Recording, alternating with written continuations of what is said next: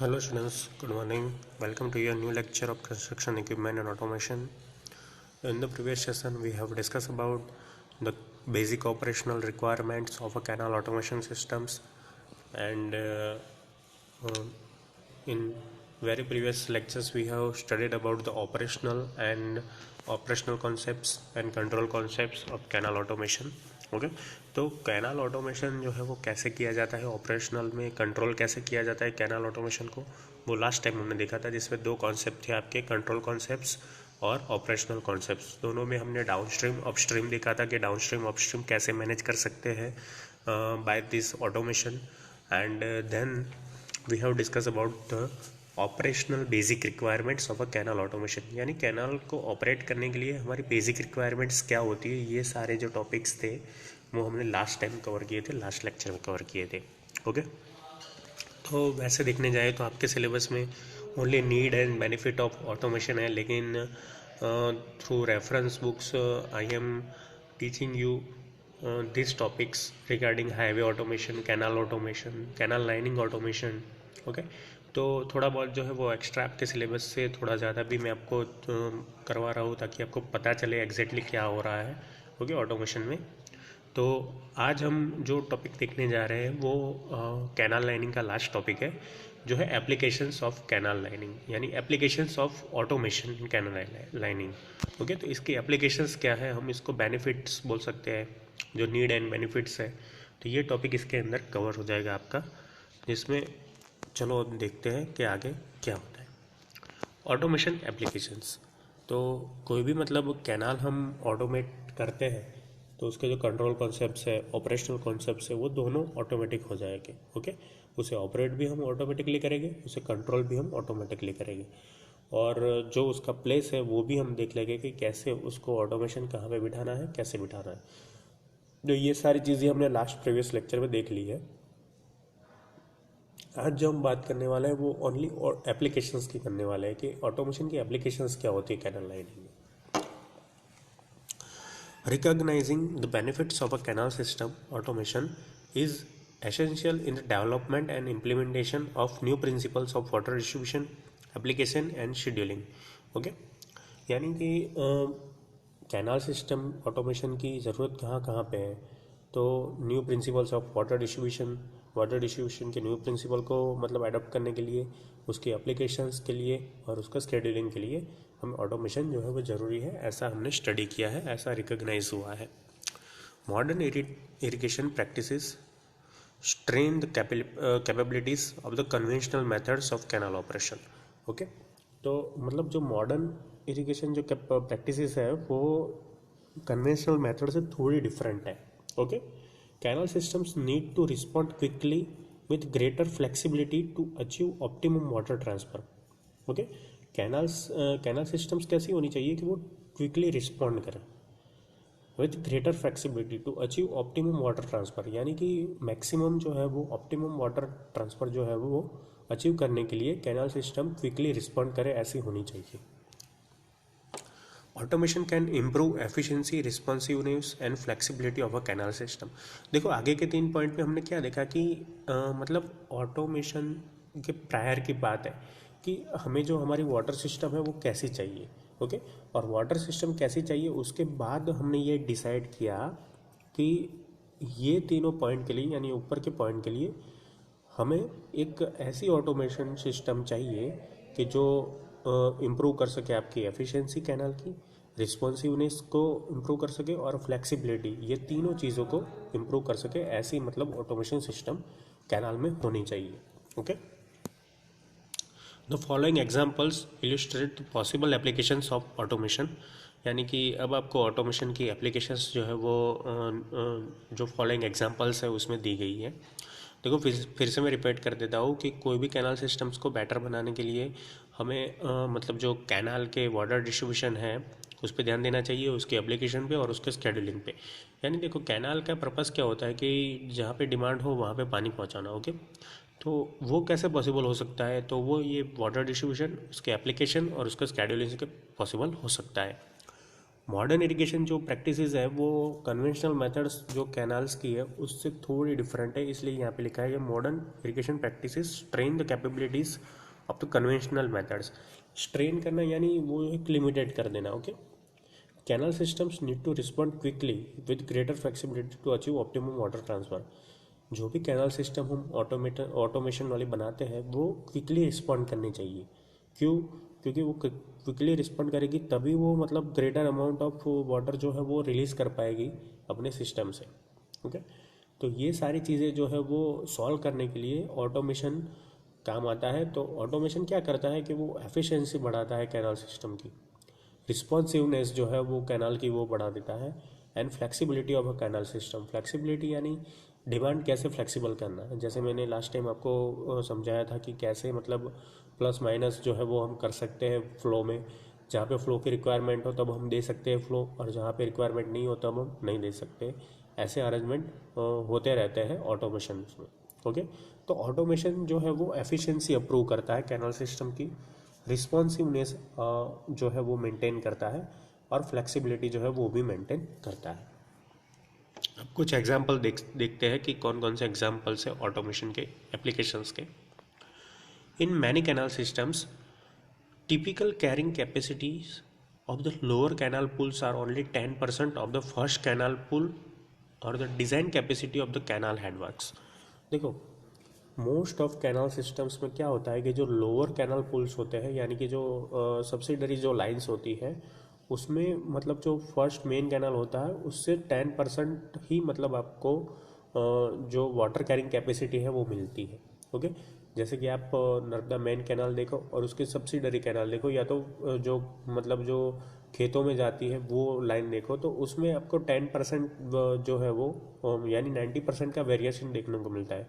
Suppose अगर हम suppose कर ले कि मेन कैनाल में 100% जो है वो वाटर कैरिंग कैपेसिटी है, तो लोअर कैनाल्स जो होगी उसमें 10% तक आ जाएगी। Okay, flow variation of 5% of the capacity in the upper canal pools could result in a 50% variation of flow in the lower canal pools। देखो, एक में 100 है, एक में 10 है। ओके, तो अगर फ्लो वेरिएशन 5% का भी ऊपर की कैनाल में हुआ तो उसका रिजल्ट क्या होगा कि जो मतलब फ्लो होगा वो जो लोअर कैनाल पूल्स है उसमें 50% बढ़ जाएगा। ओके, देखो क्योंकि हम एटलीस्ट जो कैनाल है पूरी मेन कैनाल उससे 10वें पार्ट की यानी उसके 10th पार्ट की हम जो है वो लोअर कैनाल पुल बनाते हैं। तो आप समझ सकते हो कि अगर फ्लो वेरिएशन बड़ी कैनाल यानी कि मेन कैनाल में अगर 5% भी आया तो उसका इफेक्ट जाके कहाँ पड़ेगा, सीधा लोअर कैनाल पुल्स पे पड़ेगा, और वो कितना इफेक्ट पड़ेगा, 50% पड़ेगा। ओके, यानी कि उसका फ्लो जो है वो सडनली बहुत ही हाई हो जाएगा। Prompt corrective measures are required to adjust the intermediate canal check gates and flow at the canal headworks to protect the systems। Okay, अब आपको पता है कि 5% फ्लो मेन कैनाल में बढ़ेगा तो मेरी लोअर कैनाल्स में वो 50% तक तब्दील हो सकता है। तो उससे क्या होता है कि सिस्टम हमारी डैमेज हो सकती है। तो उसे कंट्रोल करने के लिए हमें चेक गेट्स और फ्लो जो है वो कैनाल हेडवर्क पे प्रोटेक्ट करने के लिए सिस्टम्स बनानी चाहिए ऑटोमेशन की। ओके, तो ही हम इसे जो है वो मेंटेन कर सकते हैं। A sudden or unforeseen increase of pumping at a pump turnout could cause serious shortages of water to downstream water users। Okay, देखो पंपिंग जो है जो सडनली अनफॉरेसिन जो हम अगर सडनली या तो अनफॉरेसिन यानी कि जो हमें पता नहीं है ऐसे अगर कोई पंपिंग बढ़ता है तो pump turnout could cause serious shortages. तो ये पंप का जो टर्नआउट है वो सीरियस शॉर्टेजेस प्रोड्यूस कर सकता है टू डाउनस्ट्रीम वाटर यूजर्स।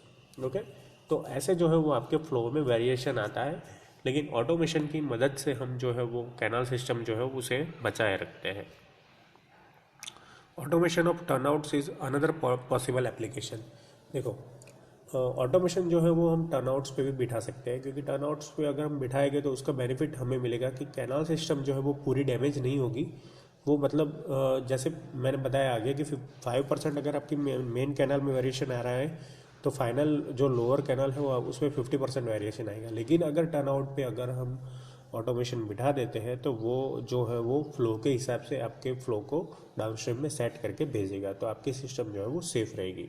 तो ये आपकी एप्लीकेशन हुई जो टर्नआउट्स पे ऑटोमेशन रखना होगा। A turnout diversion to an automatic pipe distribution system is essentially a demand system limited only by the capability of the main canal system to respond। यानी turnout diversion जो है वो turnout diversion अगर automatic होता है तो मतलब जो आपकी कैनाल सिस्टम है वो बची हुई रहती है और उसकी कैपेबिलिटी है जो उसके हिसाब से ही मेन कैनाल में से पानी वहाँ टर्नआउट होता है। The pumping units and the automatic devices are subjected to power and equipment failure. जो पंपिंग यूनिट्स होते हैं, the pumping units and the automatic devices, pumping units और जो ऑटोमेटेड वाली डिवाइसेस होती है वो पावर एंड इक्विपमेंट फेलियर से सब्जेक्ट की जाती है। ओके, पावर और इक्विपमेंट फेलियर यानी कि अगर पावर नहीं है, अगर इक्विपमेंट का कोई फेलियर होता है तो भी वो सिस्टम काम कर नहीं चाहिए। ओके, ऐसी होनी चाहिए। Pumping plant could shut down and the entire diversion would be rejected back into the main canal. देखो, अगर कोई मतलब पावर कट होता है या तो इक्विपमेंट फेलियर होता है तो क्या क्या होना चाहिए, एग्जैक्टली क्या होना चाहिए कैनाल सिस्टम में कि जो एंटायर जो पंपिंग प्लांट है वो शट डाउन हो जाना चाहिए और एंटायर डाइवर्जन जो है would be rejected back into the main canal, तो वो मेन कैनाल में वापस चला जाएगा। तो उससे क्या होगा, जो आपकी सिस्टम जो है वो इन लैक ऑफ पावर और इक्विपमेंट फेलियर आपकी कैनाल सिस्टम जो है वो बची रहेगी। और sudden turnout rejection could propagate into the lower canal pools, which usually have smaller carrying capacities and trigger undesirable operation of wasteways or causing flooding। Okay, तो इससे क्या होता है, मतलब जो अगर आपका जो है वो मेन कैनाल में रिजेक्शन नहीं होता है, आपके जो इक्विपमेंट फेलियर से और पावर फेलियर से अगर आपका जो पानी जो है वो मेन कैनाल में वापस नहीं जाता है तो सीधी बात है कि जो मतलब लोअर कैनाल पुल्स है वो डैमेज हो सकते हैं, जो मैंने आगे बताया ऐसे ही पॉइंट्स हैं। ओके, तो लोअर पुल को हमें डैमेज नहीं होना देना है, इसीलिए हम जो है वो टर्नआउट्स पे जो है वो ऐसे ऑटोमेशन एप्लीकेशंस बिठाते हैं कि अगर पावर कट भी हो जाता है या तो कोई इक्विपमेंट का भी फेलियर हो जाता है तो भी वो डाइवर्जन जो है वो बंद हो जाता है, यानी टर्नआउट्स आपका बंद हो जाता है। Okay, monitoring precise control of divergence is difficult when the user turnout is operated by water user। देखो, यानी हम प्रिसाइसली कोई कंट्रोल डाइवर्जन नहीं बना सकते या तो वो डिफ़िकल्ट है कब, जब हम user turnout is operated by water user. अगर कोई वाटर यूज़र है वो मतलब जो टर्नआउट को जो है वो ऑपरेट कर रहा है तो वो हम इसे मतलब इजीली कंट्रोल नहीं कर सकते। Changes in the flow cause by sensor activation of automatic sprinkler systems or booster pump rejection would be reflected back into the distribution systems and then to the canal side turnout without notification to the canal operator। देखो, ये जो water user अगर operate करते हैं तो उससे क्या होता है कि अगर चेंजेस इन फ्लो होता है तो उससे क्या होता है कि एक सेंसर एक्टिवेट हो जाता है और ऑटोमेटिक जो स्प्रिंकलर सिस्टम्स है या तो बूस्टर पंप रिजेक्शंस है would be reflected back into the distribution system. तो उससे क्या होता है कि वो दोनों जो पानी आता है उसे रिफ्लेक्ट कर देते हैं मेन कैनाल सिस्टम्स में and then to canal side turnouts without notification to the canal operator. और इससे क्या होता है कि कैनाल टर्नआउट्स में आपका पानी चला जाता है without notification to the canal operator, यानी कैनाल जो मेन ऑपरेट करता है, जो फ्लो मैनेजमेंट करते हैं इंजीनियर्स, उन्हें मैसेज नहीं जाता है कि कैनाल टर्नआउट्स में पानी चला गया है। ओके, ये क्या कब होता है कि जब कोई वाटर यूजर जो है वो मतलब कर रहा होता है तब होता है। अब कैनाल सिस्टम्स में be required to deliver M&II water demand at a supply rate that varies more than 50% of the average daily demand. Okay, मतलब जो कैनाल सिस्टम्स हो जो है वो मतलब कैसे डिलीवर करनी चाहिए, जो 50% वेरिएशन आता है एवरेजली डेली वो भी मेंटेन करते रहना चाहिए। ओके, क्योंकि ऐसा नहीं हो सकता कि जितनी आज डिमांड है उतनी भी कल होगी, उतनी अलग से होगी। ये लेकिन कैसे में पॉसिबल है, ये रेसिडेंशियल में पॉसिबल नहीं है ये सब चीज़ें। ये सब चीज़ें फार्मिंग के लिए मतलब जो है वो इरिगेशन पर्पज़ के लिए ये सब चीज़ है कि जितनी पानी की रिक्वायरमेंट आज है उतनी कल नहीं हो सकती है। क्योंकि देखो मतलब कोई भी क्रॉप होता है ना कि तो उसका एक क्रॉप का एक टाइम पीरियड होता है पानी देने का। तो अगर उसको एक दिन पानी दे दिया है तो या 1 या 2 दिन उसे पानी नहीं देना होता है। ओके, तो एक टिपिकल टाइम जो है वो मैनेज करना पड़ता है, तो डिमांड जो है वो उसके हिसाब से प्लस माइनस हो सकती है। Okay, this type of turnout would benefit greatly from automation. तो ये जो टर्नआउट है वो ऑटोमेशन की एक बेस्ट एप्लीकेशन है। ये आपने देखा कि कैसे मतलब जो है वो लोअर पुल्स को हम बचा सकते हैं और लोअर पुल टर्नआउट्स को भी हम सेव कर सकते हैं। तो ये किसकी मदद से पॉसिबल हुआ? ये ऑटोमेशन की मदद से पॉसिबल हुआ। An entire systems can be automated. Modern irrigation schemes required fast response to flow changes in the canal systems. Okay, तो जो मॉडर्न इरिगेशन स्कीम्स जो है वो फास्ट रिस्पॉन्सिव होनी चाहिए to flow changes in the canal systems. It is difficult for a ditch rider to take prompt and corrective actions when flow changes occur frequently or unannounced. देखो, जो ditch rider होता है, यानी ditch rider यानी क्या होता है कि एक जो है वो इन्वेस्टिगेशन का एक डिवाइस है जो कैनाल सिस्टम्स में यूज़ करते हैं फ्लो मैनेजमेंट के लिए. ओके, तो अगर जो है वो आपकी सिस्टम जो है वो फ्लो के रिगार्डिंग अगर फास्ट रिस्पॉन्सिव नहीं है तो क्या होगा कि ये डिच राइडर के लिए थोड़ा मतलब डिफ़िकल्ट हो जाएगा to take prompt and corrective actions. यानी एक्शंस लेना जो है वो मतलब एक डिफ़िकल्ट सिचुएशन हो जाएगी उसके लिए when flow changes occur frequently और अनअनाउंस्ड. यानी अगर अनअनाउंस्ड फ्लो चेंजेस हुआ या तो फ्रिक्वेंटली फ्लो चेंजेस हो रहा है तो वो डिच राइडर जो है वो मतलब जो है वो एक जो है वो डिसीजन नहीं ले पाएगा कि कैसे फ्लो चेंज करना है और कितना करना है. Using automated distribution systems and scientific scheduling techniques, the canal systems can respond rapidly to significant variation in the daily diversion rate. Okay, तो अगर हम इसकी जगह पे अगर ऑटोमेटिक जो है वो ऑटोमेटेड डिस्ट्रीब्यूशन सिस्टम्स अगर यूज़ करते हैं और साइंटिफिक स्केड्यूलिंग टेक्निक्स यूज़ करते हैं तो ये जो फ्रिक्वेंटली और अनअनाउंस्ड जो चेंज आ रहा है वाटर डिस्ट्रीब्यूशन सिस्टम में उसे हम कंट्रोल कर सकते हैं और जो डेली डाइवर्जन रेट है उसे भी कंट्रोल कर सकते हैं. ओके, तो ये सारी पॉसिबल जो है वो किससे हो सकता है? ऑटोमेटेड डिस्ट्रीब्यूशन सिस्टम से. यानी कि फुल्ली जो सिस्टम जो एंटायर सिस्टम अगर ऑटोमेटेड हो तो हमें ये डिच राइडर को मैनेज करने का प्रॉब्लम नहीं आता है. Okay, it is possible for a conventionally control canal to satisfy operational requirements through applications of better methods to predict water schedules. यानी कन्वेंशनली कंट्रोल जो कैनाल है to satisfy operational requirements through applications of better methods predict water schedules. यानी water schedules और water demand के हिसाब से conventionally जो है उसे सेट करना मतलब अच्छा रहता है, उसे हम कर सकते हैं. However precise scheduling is rather difficult. देखो, कन्वेंशनली कंट्रोल कैनाल जो होती है वो मतलब जो अभी तक हो चुकी है वैसे कैनाल से. ओके, तो उसे हम कन्वेंशनल मेथड्स बुलाते हैं कि जो अभी यूज हो रही है. However, precise scheduling is rather difficult to implement on a system basis. It is impossible to predict or anticipate some of the causes of turnout variations such as power and equipment failures. Okay, तो ये सारी चीज़ें जो है वो हमें applications में ध्यान में रखनी है कि कैसे ऑटोमेटेड उसे बनाना है. Naturally water should never be release from the source into the canal system unless a demand exist. Naturally क्या होना चाहिए कि water should never be release from the source. जो हमारा सोर्स यानी रिजर्वायर है तो वहाँ से पानी जो है वो कैनाल सिस्टम में नहीं जाना चाहिए अगर डिमांड नहीं है तो.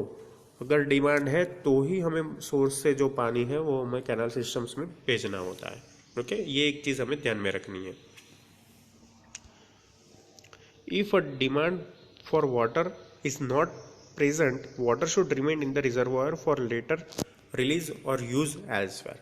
ओके, यानी इसका मतलब क्या हुआ कि हमें सप्लाई में पानी कब देना है कैनाल सिस्टम में? अगर हमारी डिमांड जो है वो मतलब बनती है तो ही हमें देना है. अगर डिमांड नहीं है तो हमें वो पानी सोर्स में रखना है या तो फिर दूसरे कोई यूज़ के लिए बचा के रखना है. ओके, जैसे ही डिमांड इंक्रीज हो रही है यानी कि डिमांड बढ़ रही है तभी हमें वो पानी जो है वो कैनाल सिस्टम्स में या तो मेन कैनाल्स में से टर्न आउट में रिलीज़ करना है. ओके, तो ये सारी चीज़ें जो है वो हमें एप्लीकेशंस पे ध्यान में रखनी चाहिए कि ऑटोमेटिक जो मतलब ऑटोमेटेड डिवाइसेस है कैनाल लाइनिंग के लिए या तो कैनाल सिस्टम्स के लिए उसमें ये सारी चीज़ें हमें ध्यान में रखनी है. Okay, water stored in a reservoir has economic value as it is beneficial for recreation, increases the hydraulic head of power generation which decreases the energy required for relief pumping in delivery systems. Okay, तो ये जो reservoir में हम पानी बचा के रखते हैं तो वो एक इकोनॉमिक हमारे लिए एक बेनिफिशियल हो जाता है। कैसे? For recreational activities. तो जहाँ पे रिक्रिएशनल एक्टिविटीज़ है वहाँ पे पानी की ज़रूरत पड़ेगी, तो वो पानी जो है वो हम वहाँ ये रिजर्वायर से मैनेज कर सकते हैं। Increases the hydraulic head of power generation. तो ये पानी से रिजर्वायर में अगर पानी ज़्यादा होगा तो उससे क्या होगा, जो हाइड्रोलिक पावर जनरेशन का जो हेड है वो ऊंचा आएगा, यानी कि हम ज़्यादा मतलब बिजली जो है वो पैदा कर सकेंगे। तो उससे क्या होगा कि विच decreases the energy required for relief pumping in the delivery system. तो डिलीवरी सिस्टम्स में जो मतलब रिलीफ के लिए जो हमें पावर चाहिए वो पावर कंजप्शन जो है वो कम हो जाएगा अगर हमारा हाइड्रोलिक हेड जो है वो पावर जनरेशन में ज़्यादा है तो। और वो कैसे पॉसिबल हो सकता है? रिजर्वायर में पानी रख के पॉसिबल हो सकता है। Okay.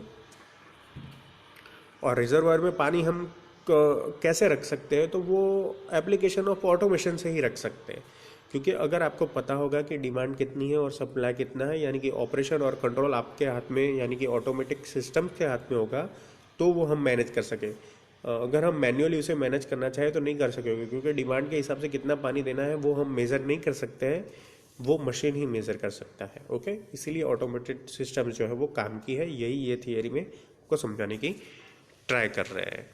Okay, the main limitation to conventional canal system operation is the number of visits per day a ditch rider can achieve at a canal side turnouts.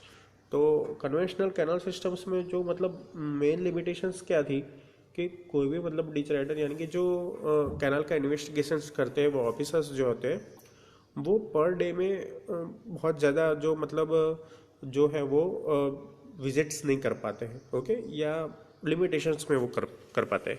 Usually a ditch rider only has enough time to make 1 or 2 trips along the canal systems during the work day. पूरे work day के दरमियान ditch Riders जो होते हैं, यानी कि जो investigation officers होते हैं, उन्हें मतलब 1 या 2 ट्रिप लगाने का चांस मिलता है पूरे कैनाल सिस्टम्स में। Okay, this limits the flexibility that farmers have to make changes in their water schedule. तो ये क्या करते हैं कि जो फ्लेक्सिबिलिटी होती है फार्मर्स की to make changes in their water schedule, तो वो जो है वो नहीं कर पाते हैं। ओके, यानी अगर डिच राइडर 1 या 2 ट्रिप्स अलोंग द कैनाल लगाता है तो वो जो है वो जनरली मेज़र नहीं कर पाता है कि कितना मतलब वेरिएशन वाटर स्केड्यूलिंग में मतलब जो नेक्स्ट डे जो कितना होने वाला है, उसके नेक्स्ट डे कितना होने वाला है, तो वो एक्यूरेटली मेज़र नहीं कर पाते हैं। ओके, तो उसे भी मतलब एक्यूरेटली मेज़र करने के लिए हमें ये ऑटोमेटेड एप्लीकेशंस जो है वो यूज़ करनी चाहिए, ऐसा ये पॉइंट्स में बताना चाह रहे हैं। ओके स्टूडेंट्स, तो ये जो है वो आपकी कैनाल लाइनिंग की एप्लीकेशंस थी, यानी कि ऑटोमेशन की एप्लीकेशंस थी इन कैनाल लाइनिंग में। तो नेक्स्ट टाइम हम दूसरा कोई टॉपिक देखेंगे जो कि कंक्रीट रिलेटेड है। कंक्रीट में ऑटोमेशन कैसे मतलब यूज़फुल है और उसके बेनिफिट्स क्या है, वो हम नेक्स्ट लेक्चर में देखेंगे। Okay students, thank you for watching and keep watching for updating videos of construction equipment and automation. Thank you.